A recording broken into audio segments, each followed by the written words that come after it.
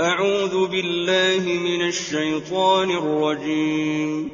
بسم الله الرحمن الرحيم. طاسمين.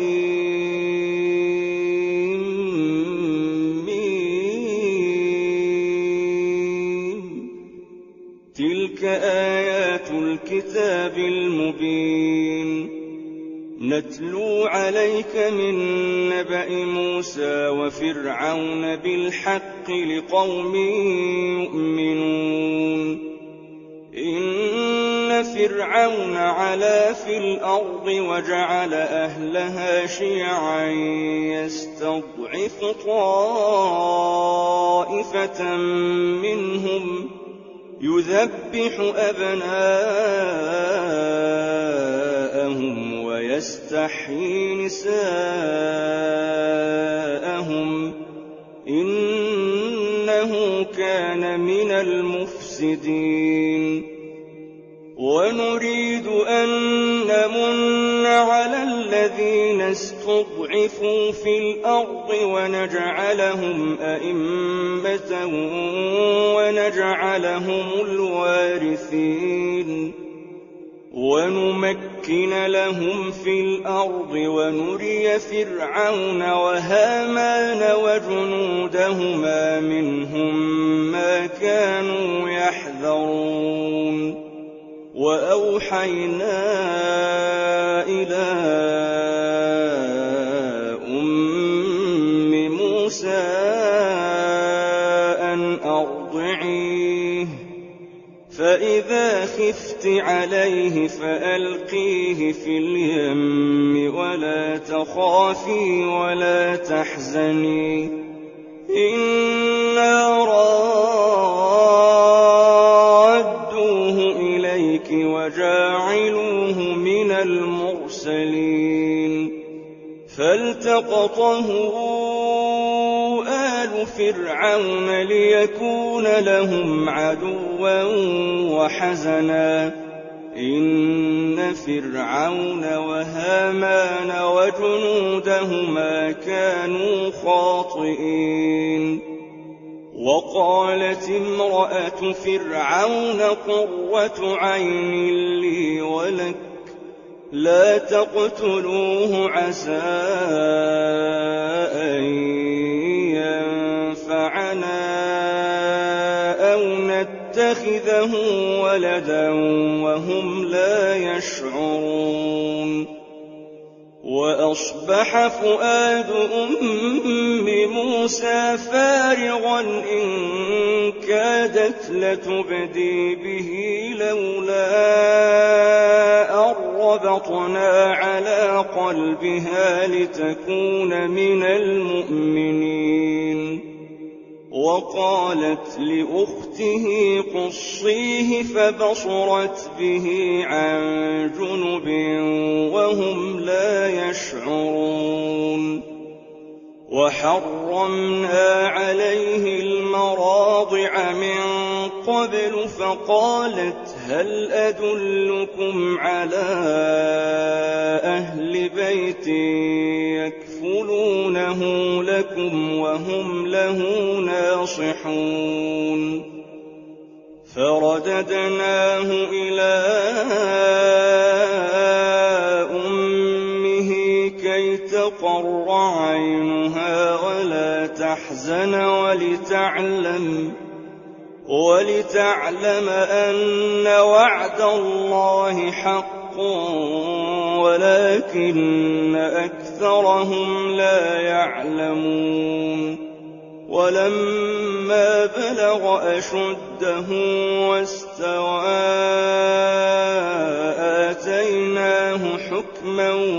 وعلما وكذلك نجزي المحسنين.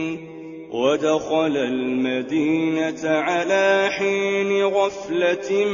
من أهلها فوجد فيها رجلين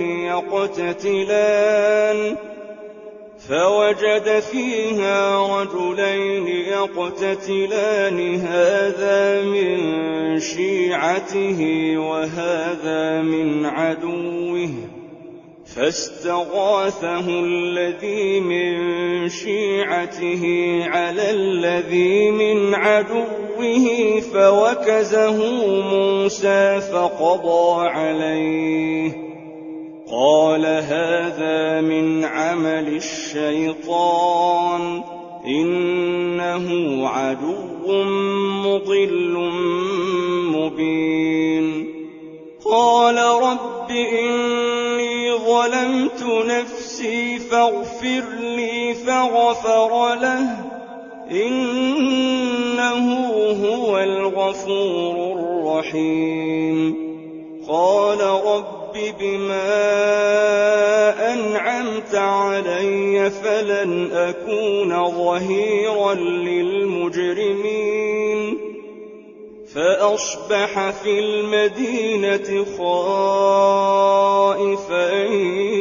يترقب فإذا الذي استنصره بالأمس يستصرخه قال له موسى إنك لغوي مبين فلما أن أراد أن يبطش بالذي هو عدو لهما قال يا موسى أتريد أن تقتلني كما قتلت نفسا بالأمس إن تريد إلا أن تكون جبارا في الأرض وما تريد أن تكون من المصلحين وجاء رجل من أقصى المدينة يسعى قال يا موسى إن الملأ يأتمرون بك ليقتلوك فاخرج إني لك من الناصحين فخرج منها خائفا يترقب قال رب نجني من القوم الظالمين ولما توجه تلقاء مدين قال عسى ربي أن يهديني سواء السبيل ولما ورد ماء مدين وجد عليه أمة من الناس يسقون ووجد من دونهم امرأتين تذودان قال ما خطبكما قالتا لا نسقي حتى يصدر الرعاء وأبونا شيخ كبير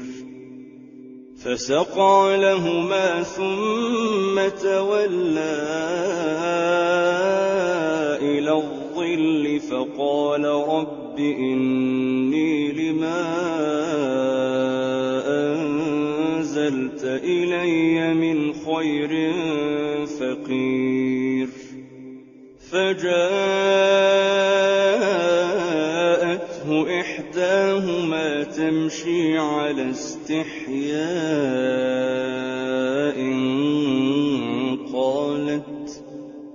قالت إن أبي يدعوك ليجزيك أجر ما سقيت لنا فلما جاءه وقص عليه القصص قال لا تخف نجوت من القوم الظالمين قالت إحداهما يا أبت استأجره إن خير من استأجرت اسْتَأْجَرْتَ الْقَوِيُّ الْأَمِينُ قَالَ إِنِّي أُرِيدُ أَنْ أُنكِحَكَ إِحْدَى ابْنَتَيَّ هَاتَيْنِ عَلَىٰ أَن تَأْجُرَنِي 8 حِجَجٍ فَإِنْ أَتْمَمْتَ 10 فَمِنْ عِندِكَ وَمَا أُرِيدُ أَنْ أَشُقَّ عَلَيْكَ سَتَجِدُنِي إِن شَاءَ اللَّهُ مِنَ الصَّالِحِينَ قَالَ ذَلِكَ بَيْنِي وَبَيْنَكَ أَيَّمَا الْأَجَلَيْنِ قَضَيْتُ فَلَا عُدْوَانَ عَلَيَّ وَاللَّهُ عَلَىٰ مَا نَقُولُ وَكِيلٌ فَلَمَّا قَضَىٰ مُوسَى الْأَجَلَ وَسَارَ بِأَهْلِهِ آنَسَ مِن جَانِبِ الطُّورِ نَارًا قَالَ لِأَهْلِهِ امْكُثُوا إِنِّي آنَسْتُ نَارًا لَعَلِّي آتِيكُم مِّنْهَا بِخَبَرٍ أَوْ جَذْوَةٍ مِّنَ النَّارِ لَعَلَّكُمْ تَصْطَلُونَ فَلَمَّا أَتَاهَا نُودِيَ مِن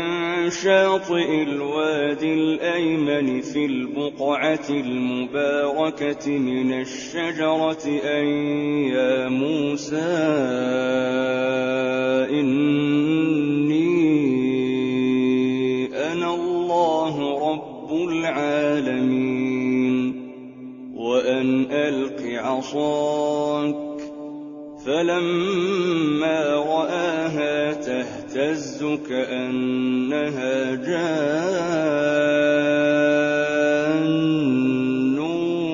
وَلَّىٰ مُدْبِرًا وَلَمْ يُعَقِّبْ يَا مُوسَىٰ أَقْبِلْ وَلَا تَخَفْ إِنَّكَ مِنَ الْآمِنِينَ أُسْلُكْ يَدَكَ فِي جَيْبِكَ تَخْرُجْ بَيْضَاءَ مِنْ غَيْرِ سُوءٍ وَاضْمُمْ إِلَيْكَ جَنَاحَكَ مِنَ الرَّهْبِ فَذَانِكَ بُرْهَانَانِ مِن رَّبِّكَ إِلَىٰ فِرْعَوْنَ وَمَلَئِهِ إِنَّهُمْ كَانُوا قَوْمًا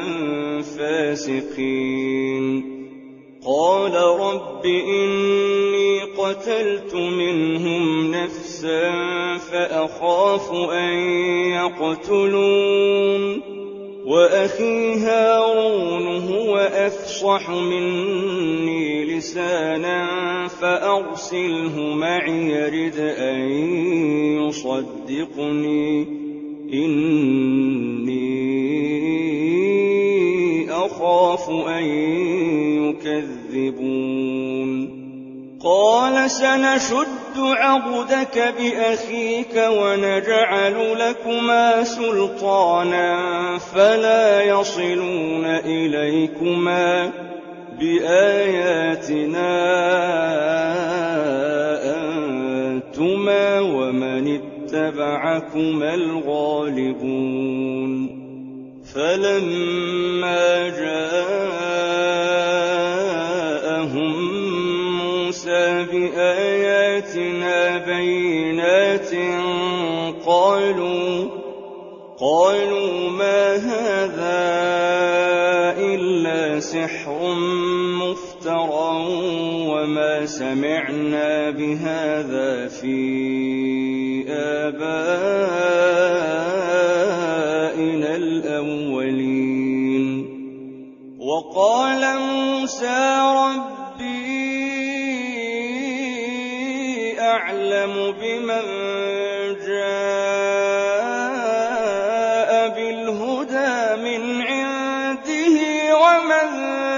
تكون له عاقبة الدار إنه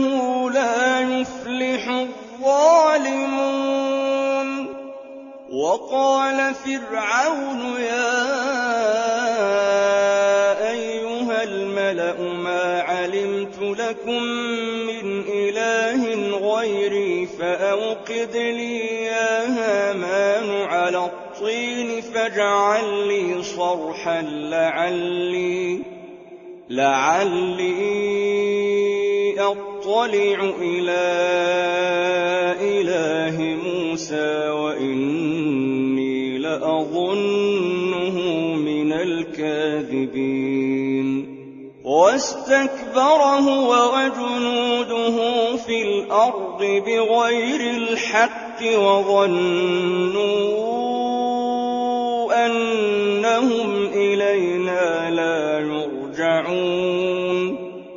فأخذناه وجنوده فنبذناهم في اليم فانظر كيف كان عاقبة الظالمين. وجعلناهم أئمة يدعون إلى النار ويوم القيامة لا ينصرون. وأتبعناهم في هذه الدنيا لعنة ويوم القيامة هم من المقبوحين. ولقد آتينا موسى الكتاب من بعد ما أهلكنا القرون الأولى بصائر للناس وهدى ورحمة لعلهم يتذكرون. وما كنت بجانب الغربي إذ قضينا إلى موسى الأمر وما كنت من الشاهدين ولكننا أنشأنا قرونا فتطاول عليهم العمر. وما كنت ثاويا في أهل مدين تتلو عليهم آياتنا ولكننا كنا مرسلين. وما كنت بجانب الطور إذ نادينا ولكن رحمة من ربك لتنذر قوما ما أتاهم من نذير من قبلك لعلهم يتذكرون. ولولا أن تصيبهم مصيبة بما قدمت أيديهم فيقولوا ربنا لولا أرسلت إلينا رسولا فنتبع آياتك ونكون من المؤمنين. فلما جاءهم الحق من عندنا قالوا لولا أوتي مثل ما أوتي موسى أولم يكفروا بما أوتي موسى من قبل قالوا سحران تظاهرا وقالوا إنا بكل كافرون. قل فأتوا بكتاب من عند الله هو أهدى منهما أتبعه إن كنتم كنتم صادقين فإن لم يستجيبوا لك فاعلم أنما يتبعون أهواءهم ومن أضل ممن اتبع هواه بغير هدى من الله إن الله لا يهدي القوم الظالمين ولقد وصلنا لهم القول لعلهم يتذكرون الذين آتيناهم الكتاب من قبله هم به يؤمنون وإذا يتلى عليهم قالوا آمنا به إنه الحق من ربنا إنا كنا من قبله مسلمين أولئك يؤتون أجرهم مرتين بما صبروا ويدرؤون بالحسنة السيئة ومما رزقناهم ينفقون وإذا سمعوا اللغو أعرضوا عنه وقالوا لنا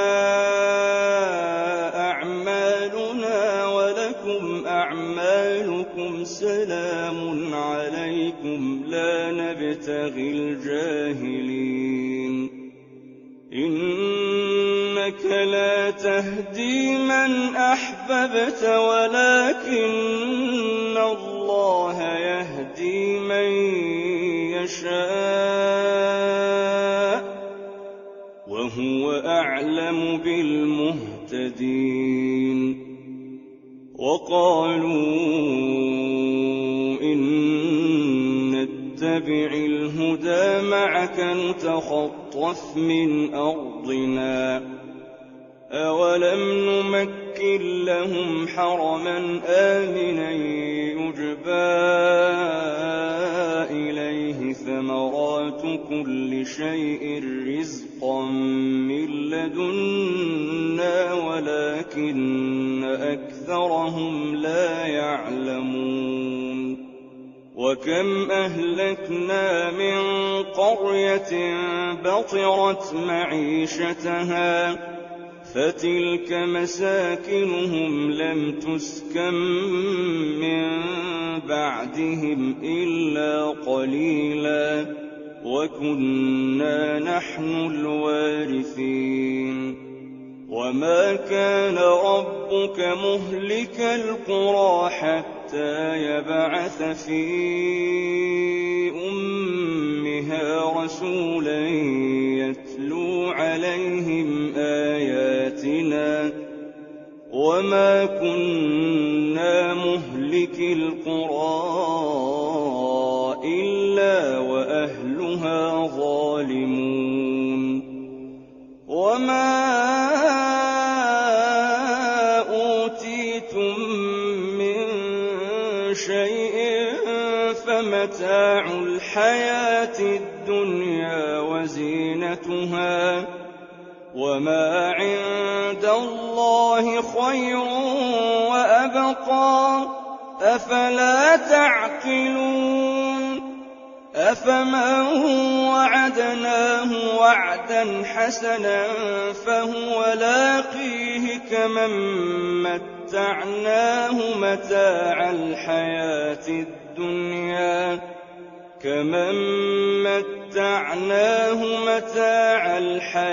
الدنيا ثم هو يوم القيامة من المحضرين ويوم يناديهم فيقول أين شركائي الذين كنتم تزعمون قال الذين حق عليهم القول ربنا هؤلاء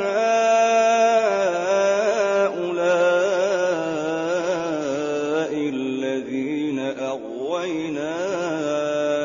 أغويناهم كما غوينا تبرأنا إليك ما كانوا إيانا يعبدون وقيل ادعوا شركاءكم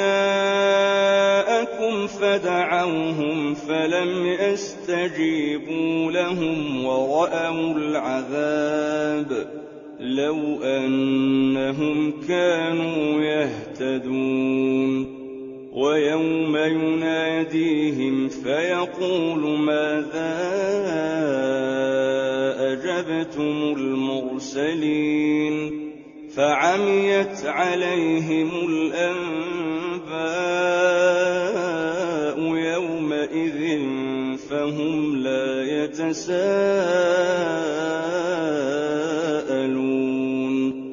فأما من تاب وآمن وعمل صالحا فعسى أن يكون من المفلحين وربك يخلق ما يشاء ويختار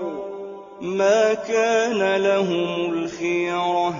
سبحان الله وتعالى عما يشركون وربك يعلم ما تكن صدورهم وما يعلنون وهو الله لا إله إلا هو له الحمد في الأولى والآخرة وله الحكم وإليه ترجعون قل أرأيتم إن جعل الله عليكم الليل سرمدا إلى يوم القيامة من إله غير الله يأتيكم بضياء أفلا تسمعون قل أرأيتم إن جعل الله عليكم النهار سرمدا إلى يوم القيامة من إله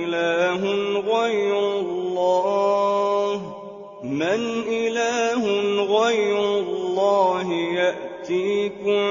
بليل تسكنون فيه أفلا تبصرون ومن رحمته جعل لكم الليل والنهار لتسكنوا فيه ولتبتغوا من فضله ولعلكم تشكرون ويوم يناديهم فيقول أين شركائي الذين كنتم تزعمون ونزعنا من كل أمة شهيدا فقلنا هاتوا برهانكم فعلموا أن الحق لله وضل عنهم ما كانوا يفترون إن قارون كان من قوم موسى فبغى عليهم وآتيناه من الكنوز ما إن مفاتحه لتنوء بالعصبة أولي القوة إذ قال له قومه لا تفرح إن الله لا يحب الفرحين وابتغ فيما آتاك الله الدار الآخرة ولا تنس نصيبك من الدنيا وأحسن كما أحسن الله إليك ولا تبغ الفساد في الأرض إن الله لا يحب المفسدين. قال إنما أوتيته على علم عندي أولم يعلم أن الله قد أهلك من قبله من القرون من هو أشد منه قوة وأكثر جمعا ولا يسأل عن ذنوبهم المجرمون. فخرج على قومه في زينته قال الذين يريدون الحياة الدنيا يا ليت لنا مثل ما أوتي قارون إنه لذو حظ عظيم. وقال الذين أوتوا العلم ويلكم ثواب الله خير لمن آمن وعمل صالحا ولا يلقاها إلا الصابرون. فخسفنا به وبداره الأرض فما كان له من فئة ينصرونه من دون الله وما كان من المنتصرين. وأصبح الذين تمنوا مكانه بالأمس يقولون ويكأن الله يبسط الرزق لمن يشاء من عباده ويقدر لولا أمن الله علينا لخسف بنا ويكأنه لا يفلح الكافرون. تلك الدار الآخرة نجعلها للذين لا يريدون علوا في الأرض ولا فسادا والعاقبة للمتقين. من جاء بالحسنة فله خير منها ومن جاء بالسيئة فلا يجزى الذين عملوا السيئات إلا ما كانوا يعملون. إن الذي فرض عليك القرآن لرادك إلى معاد قل ربي أعلم من جاء بالهدى ومن هو في ضلال مبين. وما كنت ترجو أن يلقى إليك الكتاب إلا رحمة من ربك فلا تكونن ظهيرا للكافرين. ولا يصدنك عن آيات الله بعد إذ أنزلت إليك وادع إلى ربك ولا تكونن من